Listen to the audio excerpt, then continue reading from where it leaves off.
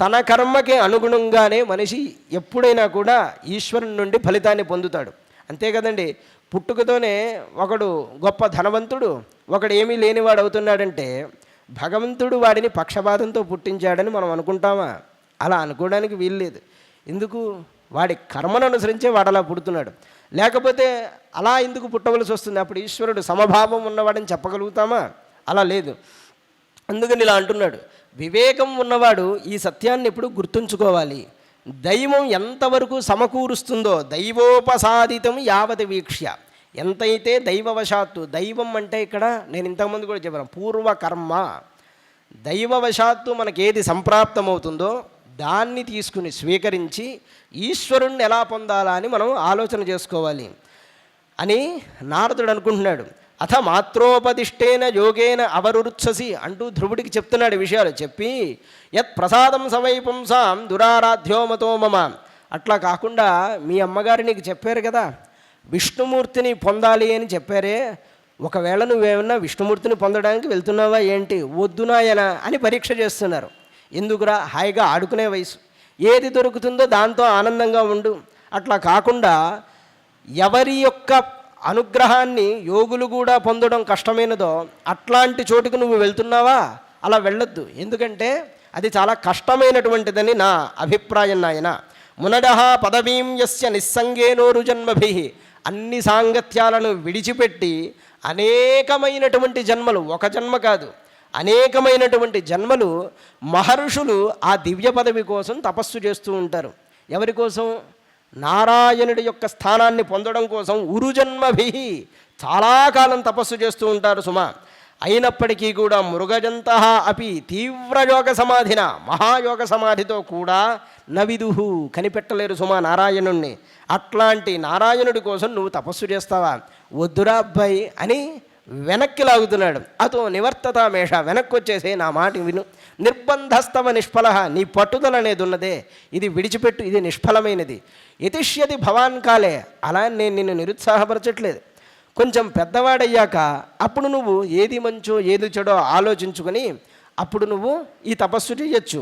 యస్య యద్దైవ విహితం సతేన సుఖదుఃఖజో ఆత్మానం తోషడిం దేహి తమసః పారమృచ్ఛతి, ఎక్కడ ఏది భగవంతుడిచ్చాడో దానిని స్వీకరించి సుఖదుఖాలలో సంతృప్తిగా ఉంటూ ఉన్నవాడు అజ్ఞానం నుండి బయటికి వస్తాడు సుమా. అనగా అజ్ఞానం నుండి నివృత్తుడయ్యి జ్ఞానాన్ని పొందుతాడు సుమా.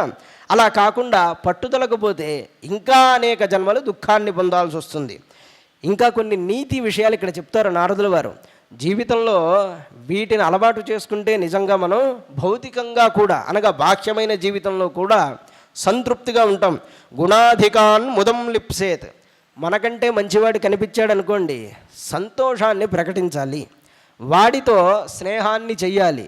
కొంతమందికి వాడితో మాత్రమే స్నేహం చేసే అలవాటు ఉంటుంది, అది వచ్చినటువంటి చిక్కు. అది ఎలా ఉంటుంది? వీడు మనకి పనికొస్తాడు కదా అని స్నేహం చేస్తాడు. అలా కాదు చెప్పడం. మనకంటే గుణంలో మంచివాడు కనిపించినప్పుడు వాడి నుంచి సద్గుణాలను నేర్చుకోవడానికి స్నేహం చేయాలి. అనుక్రోశం గుణాధమాతం, మనకంటే అధముడు కనిపించాడు, అధముడు అంటే కాసింత దుఃఖంలో ఉన్నవాడు, మనకంటే తక్కువ వాడు అని అర్థం చేసుకోండి. అలాంటి వాడి పట్ల దయను చూపించాలి. అబ్బే ఛీ ఇట్లాంటి వాడు మనతో ఉండదగిన వాడు కాదు అని అనుకోకూడదు. వాడి మీద దయను చూపిస్తూ ఉండాలి. మైత్రీం సమానాదన్విచ్చేత్, మైత్రీం సమానాదన్విచ్చేత్ అంటే సమానుడితో స్నేహాన్ని చెయ్యాలి. నతాపైరభిభూడితే, ఇలా ఉండేటువంటి వ్యక్తి తాపముల వల్ల పరాభూతుడు కాడు, అంటే తాపాన్ని పొందడు. సరిగ్గా మీరు లలితా సహస్రనామాన్ని పారాయణ చేసేటప్పుడు ఇది చెప్తారు కదండి, మైత్ర్యాది వాసనా లభ్యా మహాప్రళయ సాక్షిణి, మైత్రి కరుణ ముదిత ఉపేక్ష అని 4 గుణాలు ఉంటాయి. అదే మైత్ర్యాది, ఆది అంటే మొదలుగా అని అర్థం. మైత్ర్యాది వాసనా లభ్య, ఈ 4 గుణాలు ఉంటే వాడు అమ్మవారికి ఇష్టమైన వాడు అవుతాడు. అంటే ఇతడికి మంచి గుణాలు ఉన్నాయి, వీడిని అనుగ్రహించాలనుకుంటారు అమ్మవారు. అదే మైత్రి, సములతో స్నేహం, కిందివాడి పట్ల దయ, పైవాడిని చూసి ఈర్ష్యపడకుండా ఆనందించడం, శత్రువు పట్ల ఉపేక్షాభావం వహించడం, అంటే వాడికి దూరంగా ఉండి వాడి బాధ వాడిని పడని అని వాడిని తిట్టకుండా మన పని మనం చేసుకోవడం. ఈ 4 గుణాలు ఉంటే అమ్మవారికి నచ్చుతాడు, అనుగ్రహానికి పాత్రం అవుతాడు. అదేవిధంగా నారదుడు కూడా ఇలా ఉపదేశం చేస్తున్నాడు ఇవే. ఇదంతా విని ధ్రువుడు ఒక మాట అంటాడండి, సోయం శమః భగవత సుఖ దుఃఖ హతాత్మనం. మీరింత దడితో చెప్పారు కదా స్వామి, ఒక్కసారి నా మాట వింటారా అని అన్నట్ట. చెప్పరా అన్నారు. అంటే మీరు చెప్పినటువంటి ఈ శమ మార్గం ఉన్నదే, అంటే తనని తాను అదుపు చేసుకుని జీవించడం. శమ అంటే అదే, అనేకమైన భావోద్వేగాల్ని అదుపు చేసుకుంటూ వివేకంతో చిట్ట చివరికి మిగిలేదేమిటో నిరంతరం ఆలోచించుకుంటూ జీవించడాన్నే శమ మార్గం అంటారు. ఇట్లాంటి శమ మార్గం అనేది జీవితంలో ఆటుపోటులు తిన్నటువంటి సామాన్యులకి పెద్దవాళ్ళకి బాగా ఉపయోగపడుతుంది, నేను కాదన్ను. ఇదంతా దర్శిత కృపయా పుంసాం, జీవులందరి కోసం మీరు దయతో చెప్పింది, కానీ నాబోటి వాళ్ళకంతా ఇది సాధ్యం కాదు స్వామి అన్నాడు. నారదుడు ఆశ్చర్యపోయాడు. అసలు నేను చెప్పింది అర్థం చేసుకోవడమే కష్టం, అట్లాంటి వీడు నేను చెప్పిన విషయాలన్నీ అర్థం చేసుకుని నాకు ఇది కుదరదు అంటున్నాడంటే వీడు గట్టివాడి అనుకున్నాడు. దుర్దర్శ అస్మద్విధైస్తుర్య యహ పంథ, పంథ నువ్వు ఏ మార్గమైతే చెప్పావో అది నాలాంటి వాళ్ళకి దుర్దర్శ, అసలు చూడశక్యం కాదది.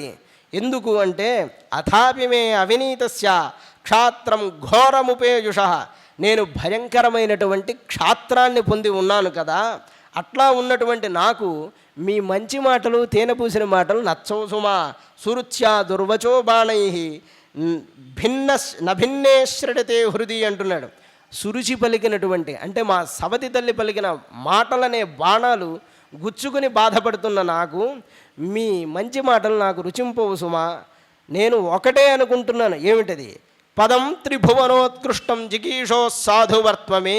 జిగీషో జయించగోరుతున్నటువంటి నాకు ఎలాంటిది? త్రిభువనోత్కృష్టం, ఈ త్రిభువనములలో ఎవరూ పొందలేదో, ఎవ్వరూ ఆ పదాన్ని పొందలేదో అట్లాంటి పదం, అట్లాంటి స్థానం నాకు కావాలి. ఎందుకంటే తండ్రి ఒడిలో నన్ను కూర్చోమని అంటే నీకు రాజ్యం కావాలన్నది కదా, మా వంశంలో కూడా ఎవరు పొందకుండా ఉండాలి, అట్లాంటి స్థానాన్ని నేను పొంది తీరాలన్నాడు ధ్రువుడు. జిగీషో సాధువత్వమే. దానికి ఆలోచన ఏదైనా ఉంటే నాకు చెప్పండి, మీరు ఇలా చెప్పొద్దు, నాకు అందుకు మార్గం చూపించండి. బ్రూహి అస్మత్ పితృభి బ్రహ్మన్నే అన్యైరపి అనధిష్ఠితం. అన్యై అంటే ఇతరుల చేత అధిష్ఠింపబడినటువంటి గొప్ప స్థానం, అక్కడికి నేను చేరాలి సుమా, అందుకు నాకు మార్గం చెప్పండి అన్నట్ట. సరిగ్గా మీరు ప్రహ్లాదుణ్ణి ధ్రువుణ్ణి ఒకసారి పరిశీలన చేయండి. ఇద్దరు 5 ఏళ్ళు, పంచాబ్దంబుల వాడు కదా ప్రహ్లాదుడు కూడా 5 ఏళ్ల పిల్లవాడే. నారదుడు కూడా నారద పంచహాజన, నారదుడి వయసు కూడా 5 ఏళ్లకే తపస్సు చేసి నారదుడు అయ్యాడు. ఆయన 5 ఏళ్ల వయసులో తపస్సు చేస్తేనే ఆ స్థానానికి వెళ్ళాడు. అందరికీ అందుకే కొంతమంది చెప్తారు, ప్రాచీనమైన కాలంలో విప్రులకి అంటే బ్రాహ్మణులకి 5 ఏళ్లకే ఉపనయనం చేసేటువంటి వాళ్ళట. ఎందుకు అంటే కామం అనేది ప్రవేశించడానికి జీవుల లోపలికి 5 సంవత్సరాలు పడుతుందని చెప్తారు. ఈ కామం లోపలికి ప్రవేశించడానికి మునిపే గాయత్రిని ప్రవేశపెట్టేవాళ్ళు, అందుచేత వాళ్ళు బ్రహ్మజ్ఞాన సంపన్నులై ఋషులయ్యేటువంటి వాళ్ళు. అది కూడా ఒక పద్ధతి. ఆ 5 ఏళ్ల వయసులోనే ఏదో మహత్తున్నది మొత్తానికి. ఆ సందర్భంలో పిల్లల్లో బీజం పెడితే వాళ్ళు అక్కడి నుంచి అన్నీ నేర్చుకుంటూ ఉంటారు సుమా. అందుకోసం చెప్పడం. ధ్రువుడు ఇంత చెప్పినా కూడా నేను గొప్ప పదాన్ని సాధించాలంటున్నాడు. ప్రహ్లాదుడు తల్లి గర్భం నుండే నేర్చుకున్నాడు. అదే ఇద్దరికి తేడా. మనం వాడు గొప్ప వీడు గొప్ప అని ఆలోచన చేయకూడదు. ప్రహ్లాదుడి కంటే ధ్రువుడు గొప్ప, ధ్రువుడి కంటే ప్రహ్లాదుడు గొప్ప అలా అనకూడదు వాస్తవానికి. ఎందుకంటే ఎవరి పరిస్థితులు వాళ్ళవి, అది గమనించాలి. ప్రహ్లాదుడు తల్లి గర్భంలోనే నారదుడి చేత ఉపదేశాన్ని పొందాడు, అక్కడి నుంచి దాన్ని మననం చేశాడు. మరి ధ్రువుడికి చెప్పిన వాళ్ళు ఎవరు? అతడు తండ్రి ఉన్నా కూడా లేనివాడిలాగా పెరిగాడు కదండి. మనం అన్ని నేపథ్యాల్ని గమనించాలి. అందువల్లనే ఆ పట్టుదలతో ధ్రువుడు వెళ్తున్నాడు. నూనం భవాన్ భగవత యోంగజ పరమేష్ఠిన వితుదన్ నటతే వీణాం హితార్థం జగతోర్కవతు. స్వామి, మీరు ఈ జగత్తులో సూర్యుడిలాగా తిరుగుతూ ఉంటాడు. నారద మహర్షిని గురించి అంటున్నారు. ఎప్పుడు వీణావాదనం చేస్తూ హరినామ స్మరణం చేస్తూ బ్రహ్మగారి యొక్క దేహం నుండి పుట్టినటువంటి మీరు సామాన్యులు గారు సుమా. కనుకనే నాకు హితం చేసేటువంటి విషయాన్ని చెప్పండి. మహర్షి మైత్రేయ మహర్షి అంటున్నాడు, ఆ పిల్లవాడి యొక్క ఉద్దేశాన్ని నారద మహర్షి చక్కగా తెలుసుకున్నాడయ్యా. అతని మాటలతో తెలుసుకుని ఇతడు సామాన్యుడు కాడు సుమా, గొప్ప జ్ఞాని. కనుక ఇత్యుదాహృతమాకరణ్య భగవన్ నారదస్తదా ప్రీత ప్రత్యాహతం బాలం. చాలా సంతోషించి సద్వాక్యం అనుకంపయ దయతో ఆయనకి ఉపదేశం చేస్తున్నాడు. నాయన జనన్య అభిహిత పంథా సవై నిశ్రేయసస్యతే. నీకు నీ తల్లి ఏది చెప్పిందో అది సరైనదే సుమా అని ఇప్పుడు అంటున్నారు. మొదట తపస్సుకి వెళ్ళొద్దన్నారు, కానీ ఇప్పుడు వెళ్ళు నాయన, ఏకాగ్రమైన చిత్తంతో ఆయన్ని స్మరణం చెయ్యి. ధర్మార్థ కామమోక్షాఖ్యం య ఇచ్చేచ్ఛ్రేడ ఆత్మనః ఏకమేవ హరేస్తత్ర కారణం పాదసేవనం. మనుష్యులు పొందేటువంటి ధర్మార్థ కామమోక్షాలు 4 ఏమున్నాయో వీటన్నిటికీ కూడా ఆ శ్రీహరే కారణం అని చెప్తున్నారు. ధర్మార్థ కామమోక్షాలు పొందడానికి ఆ శ్రీహరే కారణం నాయన. కాబట్టి ఆయన పాదాలను సేవించు సుమా నీవు. తత్తాత గచ్చ, వెళ్ళు, భద్రంతే, నీకు భద్రమవ్వాలి కాక. తపస్సు చేయడానికి ప్రదేశాన్ని చూపించాలి కదా. తపస్సు చేస్తాను అన్నాడు, చేయడానికి ప్రదేశాన్ని చూపించాలి. యమునాడాస్తటం శుచి, యమునా నదీ తీరానికి వెళ్ళు. అక్కడ పుణ్యం మధువనం, మధువనం అనేటువంటి ఒక పవిత్రమైనటువంటి ప్రదేశం ఉన్నది. ఆ ప్రదేశాన్నే నీకు చెప్పడానికి కారణం తెలుసా? సాన్నిధ్యం నిత్యదా హరేహే, అక్కడ హరి సాన్నిధ్యం ఎప్పుడూ ఉంటుంది, అది గుర్తుపెట్టుకో. అక్కడికి వెళ్ళి స్నాత్వా అనుసవనం తస్మిన్ కాళింద్యా సలిలే శివే కృత్వోచితాని నివసన్ ఆత్మన కల్పితాసన. ముందు నువ్వు స్నానం చెయ్యి. స్నానం చేసిన తర్వాత ఎందులో? కాళిందీ నది, కాళింద్యా సలిలే శివే, ఆ నదిలో స్నానం చేసి కృత్వా ఉచితాన్ని నివాసం చేసుకోవడానికి ఉచితమైనటువంటి విషయాలంతా కల్పనం చేసుకో. చక్కగా ఆసనాన్ని కల్పించుకో. నిజానికి ఈ విషయం ఎక్కడున్నదండి? భగవద్గీతలో కూడా ఉన్నది కదా. చక్కగా ఇలా కూర్చోవాలి, తల మెడ వెన్నెముక సమానంగా ఉండాలి. సమం కాజ శిరోగ్రీవం అని కృష్ణ పరమాత్ముడు చెప్తాడు. ధ్యానం ఇలా చేయాలి నాయన, అలా వంగిపోయినట్టు ఉండకూడదు. చక్కగా ఉచితాసనంలో కూర్చుని మనస్సుని పరమాత్ముడి మీద కేంద్రీకరించి ప్రాణాయామం చేసి మనస్సుని నిర్మలంగా చేసుకోవాలి. ప్రాణాయామేన త్రివృత అంటే రేచక కుంభక పూరకాది విధానాల్లో ప్రాణాయామం చేసి మనోమలాన్ని నివారణం చేసుకోవాలి. గొప్ప గొప్ప మహర్షులు కూడా తపస్సు చేయాలంటే ముందు ప్రాణాయామాన్ని అభ్యాసం చేస్తారు. ప్రాచీనమైన కాలంలో భారతీయులు ఎక్కువగా ప్రాణాయామాన్ని అభ్యాసం చేసేవారు. వివేకానందుడు అంటాడు, మా భారతదేశంలో ఏ నదీ తీరంలో పొద్దున సాయంత్రాల్లో చూసినా ప్రాణాయామం చేస్తూ ఉండే యోగ సాధకులు కనిపించేవాళ్ళు పూర్వం అనేవాడు. ఇప్పుడు లేరని ఆయనకి తెలుసు, అంటే ఆయన కాలానికే లోపించారు. కానీ అలా ఒకనాడు ఉండేది. దానివల్ల ఏమవుతుంది అలా ప్రాణాయామం చేయడం వల్ల అంటే? దీర్ఘాయుష్షు పెరుగుతుంది. దహ్యంతే ధ్మాడమానానాం ధాతూనాం హి యథా మలాహ.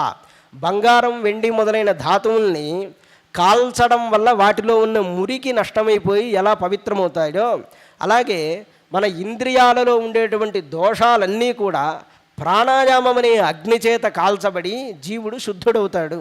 అందుకే అట్లా ప్రాణాయామాన్ని అభ్యాసం చేయాలని చెప్తారు. ఈ ప్రాణాయామం కూడా 2 రకాలుగా ఉంటుంది. సగర్భ ప్రాణాయామం, అగర్భ ప్రాణాయామం అంటారు. అంటే ఒక మంత్రాన్ని జపిస్తూ చేసే ప్రాణాయామం. దీనివల్ల తొందరగా శుద్ధవుతారు, కానీ ఇది గురువు ద్వారా ఉపదేశం పొంది చేయాల్సినటువంటిది. అగర్భ ప్రాణాయామం ఉన్నదే, ఇది యథాశక్తి తన శక్తి కొద్దీ చేసుకుంటూ ఉండొచ్చు. ఇలా 2 ప్రాణాయామాలు ఉన్నాయ్యా.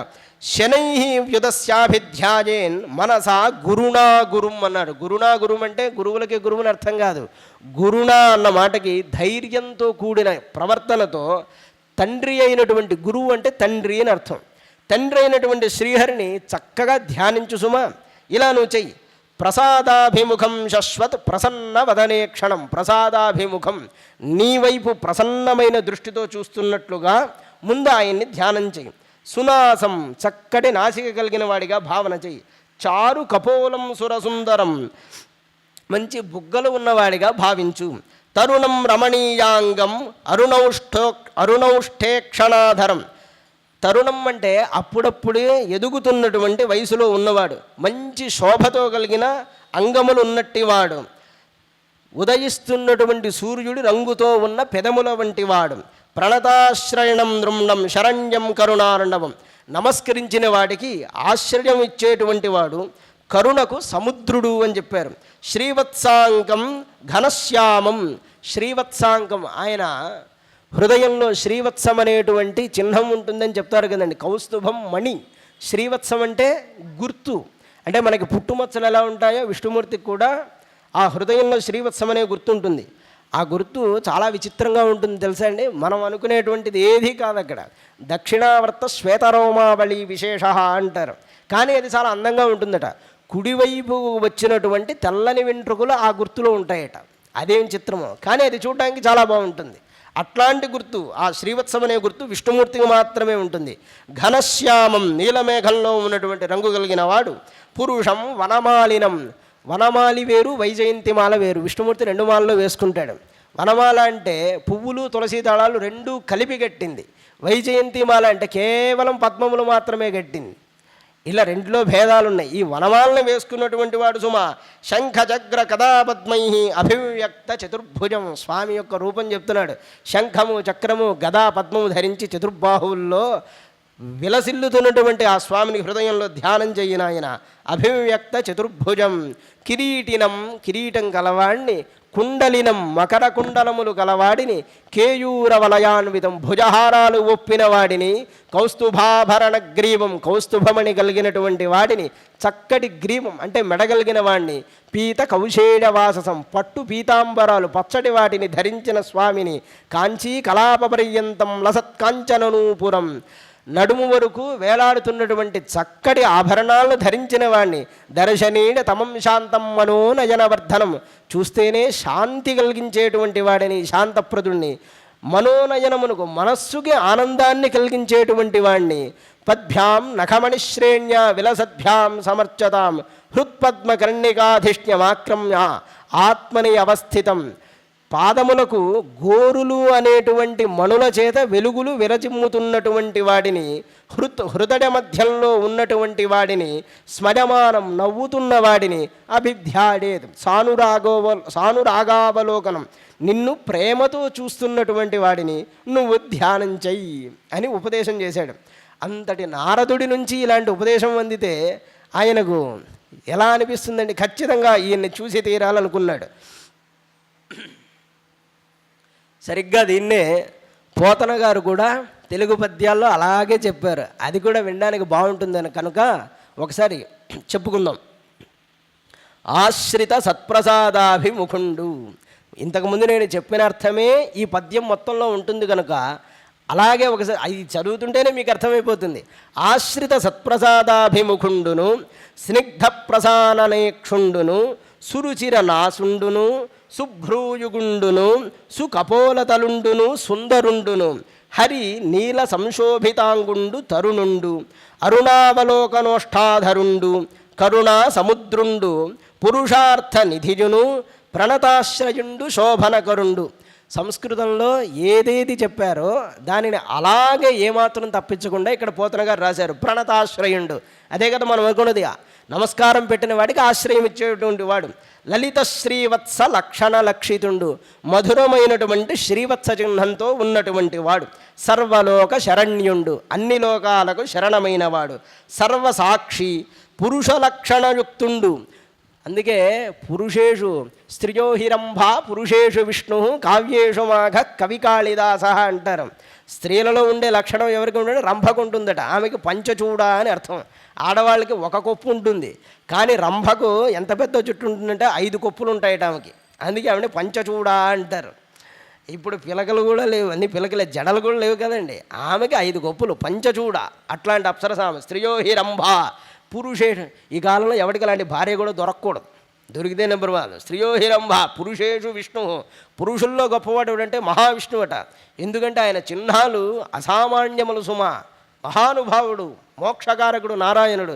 కేవలం అట్లా స్మరిస్తే చాలు. ఆయన కాపాడేటువంటి లక్షణం ఉన్నవాడు.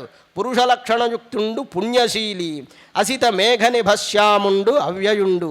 అసిత మేఘ నిభశ్యాముండు అంటే నల్లటి నీలమేఘం ఎట్లా ఉంటుందో అట్లా ఉన్నటువంటి వాడు. ఇలాంటి వాణ్ణి నువ్వు మనసులో నిలుపుకో.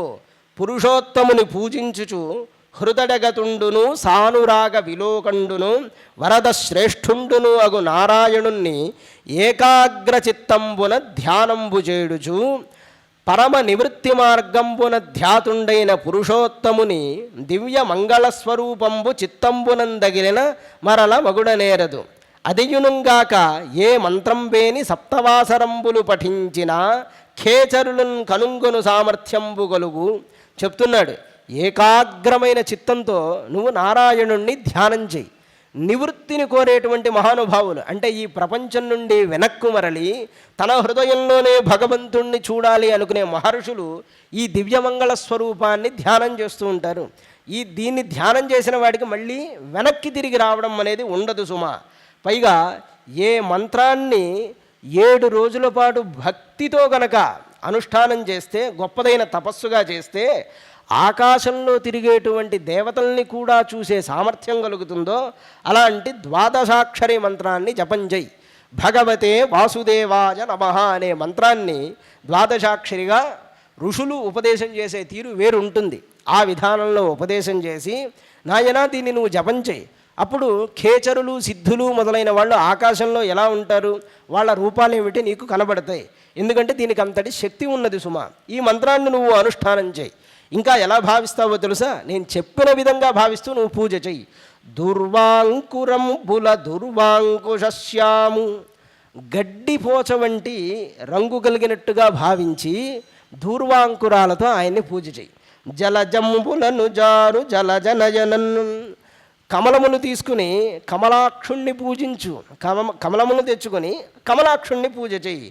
తులసి దళంబుల తులసి కాదాముని, తులసిమాల వేసుకున్నవాడిని తులసులతో అర్చించు. మాల్యంబులను సునైర్మల్య చరితుని, ఎట్లాంటి మాలిన్యమైన చరిత్ర లేని నిర్మలమైనటువంటి చరిత్ర కలిగిన ఆ మహావిష్ణువుని మాలలతో అర్చన చేయి. పత్రంబులను పక్షి పత్రునింగడు వన్య మూలంబులను నాది మూలఘనుని, పత్రాలతోనూ అలాగే మూలంబులు అంటే కందమూలాదులు ఇవన్నీ తీసుకొచ్చి నైవేద్యాలు పెట్టి ఈ మహానుభావుణ్ణి పూజ చేస్తూ ఉండు. ఈ విధంగా అనేక రకాలుగా నారదుడు చెప్పాడు. ఇంకను భక్తిని మృచ్ఛిలాదారు రచిత రూపముల యందుం కానీ నిరూఢమైన సలిలముల యందుం కానీ సుస్థలములందుం కానీ పూజింపవలయున కమలనాభు అన్నాడు. అంటే నారాయణుణ్ణి ఎక్కడ భావించుకోవాలో తెలుసా, హృదయంలో భావించాలని చెప్పాడు నిజమే. కానీ బయట ఎక్కడ పూజ చేయాలంటే చెప్తున్నాడు. మృత్తికతో ఒక రూపం తయారు చేసి విష్ణుమూర్తిని పూజ చేయవచ్చు. శిలతో ఒక రూపం తయారు చేసి పూజ చేయవచ్చు. దారు రచిత రూపముల యందు కానీ ఒక మంచి కర్రతో రూపాన్ని తయారు చేసి పూజ చేయవచ్చు. పూరీలో అలాగే కదండి చేస్తారు. సహజంగా మనకి ఇళ్లలో ఈ రాతితో చేసినవి కానీ లేకపోతే ఇంకోటి మట్టితో చేసినవి కానీ వీటిని పూజించడం కొంచెం కష్టంగా ఉంటుంది. అందుకే విగ్రహాలు ఇత్తడితో మొదలైన వాటితో కూడా పెట్టుకునే అవసరం లేదు. చెక్కతో ఒక మంచి విగ్రహాన్ని చేసుకుంటే దానికి నిరంతరం నైవేద్యం పెట్టకూడదు అన్న కానీ ఒకవేళ మనం ఆపత్తిలో పెట్టకపోతే ఇబ్బంది ఉండదు. రోజు షోడశోపచార పూజలు చేయలేనివాడు కాసిన్ని పువ్వులో తులసీదళాలో విష్ణుమూర్తి చెంత పెట్టి నారాయణ కమలనాభ అని స్మరణం చేసుకుని బయటకు వెళ్ళొచ్చు, నన్ను కాపాడు అని. దానివల్ల ఎప్పుడు దోషం రాదు. అంటే మనకి ముట్టు మైలా ఇత్యాదులు కూడా ఎక్కువగా వస్తూ ఉంటాయి ఈ కాలంలో. అసలు ఇలా పూజ చెయ్యొచ్చు కదా అని చెప్పాలన్న భయమే. ఎందుకంటే దీన్ని పెట్టుకుని చెప్పాడు కదా ఏది అంటదులే అని చెప్పి ఎలా అంటే అలా ప్రవర్తించే వాళ్ళు ఉంటారు. అదొక బాధ. అయినప్పటికీ కూడా చెక్క విగ్రహాన్ని పెట్టుకుని చేయడం వల్ల కొంత దోషం అంటకుండా ఉంటుంది. సలిలములో ఎందు కానీ అన్నాడు. నీటి యందు అప్పటికప్పుడు ఆవాహన చేసి మనకి పూజలు చేసుకునేటప్పుడు పురోహితులు అందుకే కలశం పెడతారు. నీళ్లలో ఆవాహన చేసుకుని అప్పటికప్పుడు పూజ చేసుకోవచ్చు. సుస్థలములందు కానీ అంటే పుణ్యక్షేత్రాల్లో వెళ్ళి అక్కడ విగ్రహాలు ఏం పెట్టుకోకలేదు. పుణ్యక్షేత్రాల్లోకి వెళ్తే మనస్సులో భగవంతుడిని తలుచుకుంటే అక్కడ ఆ ఫలితం వచ్చేస్తుందని చెప్పారు.